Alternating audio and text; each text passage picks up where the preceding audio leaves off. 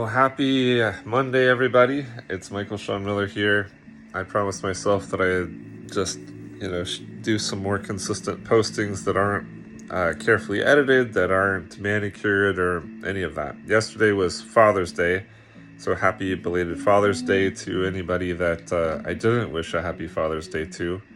I've had the opportunity to hang out with my dad more over the last 5 months or so, helping him with his ranch, which it's a very large one that he lives on by himself and needs a lot of help. So it gives a reprieve from just all of the emotionally charged work that I do as a musician, putting my whole heart and my emotions into just the perfectionism. And there's something that's been liberating for me in terms of just physical labor, working with my hands, and having a little bit of a counterpoint to just how much I always want to put into my music. So that's been refreshing, and also being able to be of service and just do a different type of work, restoring a deck that's, has things falling apart from over the years. And also watching a lot of Chris Williamson on YouTube. He has a channel called Modern Wisdom, where he talks with different people like sports physiology or psychologist Dr. Mike Israetel. But just exploring and kind of looking a little deeper on some of the introspective questions that get lost in the mix of just being so busy in life, trying to juggle all the balls that life requires, and be able to have enough reflection time to not just be busy, but have a consistent choice of direction and like, okay, well, what am I choosing to do with my life instead of what do I think people want me to be choosing with my life?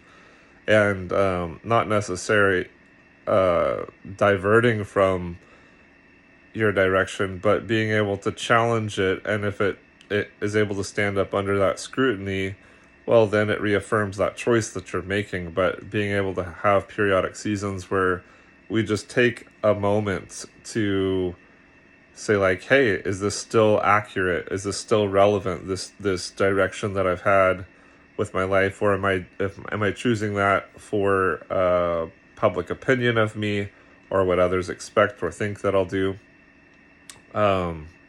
So that's a little bit of what's been going on. The other thing is just, it's one thing when we set a goal for ourselves. For example, one of my goals, I had a dear friend of mine that worked at the music store I teach at in Folsom, who passed away of ALS at age 73 earlier this month, and his memorial service will be coming up the next couple of weeks. And he jokingly had, or maybe he was serious, told me that he thought that I was getting fat.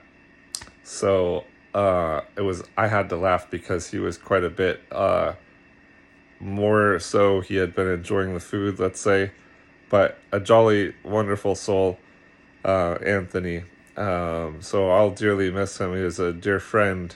But it's always, I've always made a point when I've lost someone that I love to step up my game and how I'm improving myself, how I'm preserving the good that them having been a part of my life has bestowed and invested in my life. And I think that's a great way to honor people that have passed on, is take the best possible care you can of yourself, and not just physically eating well and these things too, but also self-compassion and our relationship with ourself.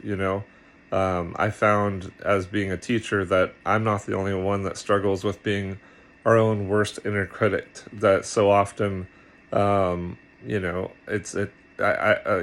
just run into that with different students of mine who also share that. And I feel like when we bring that into the light of day, into community, into tribalism, and normalize like, hey, no, I'm not the only person that's going through that kind of self-inflicted torture, until I train the muscles of my brain to reorient how they understand life and how I understand myself. And I think that's just as important of teaching people how to cook and, track their macros and portion control. These things I've never done my whole life, and now I'm starting to weigh myself and weigh some of my food, not all my food, and being overly judicial about it. But I think when we can just take a look at things and be measuring metrics without getting so caught up in that, I think that can be useful, but also knowing how to let go of those metrics entirely and just go fully to being human.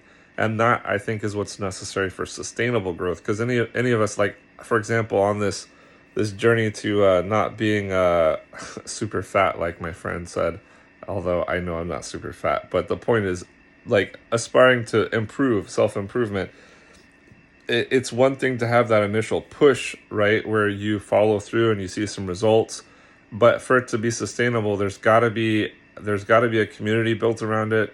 And I'm interested for you guys to share, what are some ways that you've created community around some goals in your lives that if you were trying to do it on your own, you would fall and not be able to continue the motivation?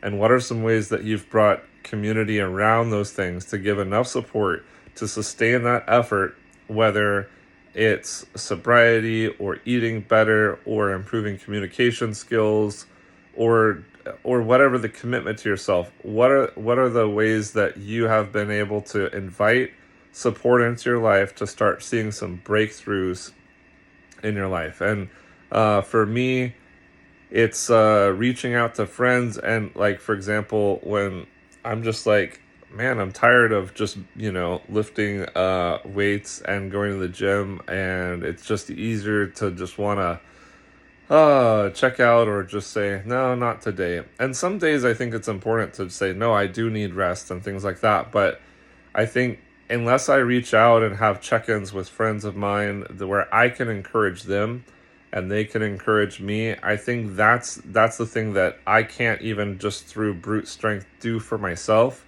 And that's the power of the other. I that was the concept I believe Dr. Cloud put in his book, The Power of the Other, where he explored the idea of things that we can do for ourselves and things that no matter how clever or smart we are, we need to invite people into our lives. And especially when we've been damaged and hurt and traumatized by trying to invite the wrong people, not that I know anything about this, into our life to co-regulate and try to develop interdependency with. Oh man. And it's but I think being able to be resilient and being gracious, the quicker that we can normalize, like, our perception of failure. Like, for example, I might think that I tried something and that I failed at it. But if I'm training in the gym and I push to the point where a muscle group fails, that's where growth is going to happen. So when we can normalize that in other areas of our life, it's more quick to bounce back and try again. For example, I learned recently from Dr. Mike Israetel about what he calls Maya sets, where basically you would do, say your goal was to do 12 to 15 repetitions for your volume of exercise. And let's say the first set of that exercise, you get 13 repetitions. Well, there's a point of failure. And let's say you wait, depending on whether or not you're trying to leave enough time to just build endurance, which is a shorter amount of time, or if you're trying to build muscle, which is a little bit longer in between sets, or if you're trying to build strength, which is even a little bit longer between sets in terms of the duration of rest. Well, regardless, let's say muscle building, but I think you can do the same concept with any of those three examples. But you would go your second set to, maybe you got to 8 repetitions. Well, instead of waiting a full amount of time to recover, you only wait 5 to 10 seconds, and then you try again.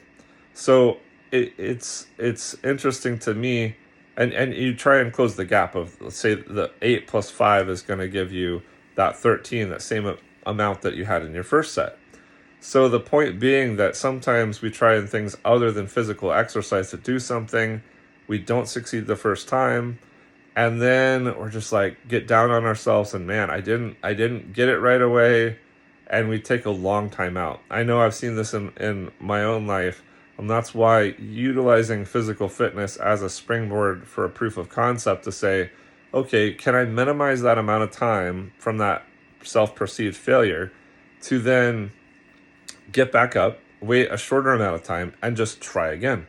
And it may not be as impressive, but the point is it's building that propensity and that discipline to re-engage, even, and that builds a resiliency into our nervous system and our brain. So anyway, these are some concepts that I've been wrestling with to grow with, and I hope that's of service in some way to any of you that listen to this over 10-minute rant. But let's chill too and have a cup of tea or something like that. And remember to be gracious with ourselves this week with our goals, to invite the support we need to maintain our meaningful goals long term, and to invite the community that we need in instead of running away from that support, and learn to qualify the right support. So cheers. Let's continue making life beautiful. And remember, today's a gift. So let's enjoy it.